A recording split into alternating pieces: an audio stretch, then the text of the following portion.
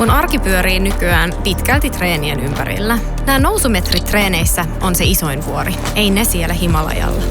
Mä muistan ekan graffan, minkä mä oon itse tehnyt. Mä tein sen ratikan takapenkille mun puhelimella. Se ei aina ole välineistä kiinni. Just kännykälläkin voi tehdä ihmeitä.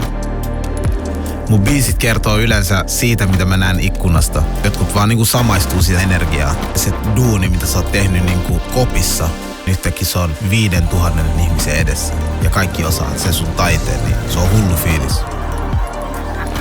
En mä herää aamulla ja kelaan, tehdään pop-up New York Fashion Weekillä. Sekin oli vaan juttu, mikä tapahtui. Totta kai sitä ennen oli tehty kovaa duunia jo vuosia, mutta ei se ollut mikään maali.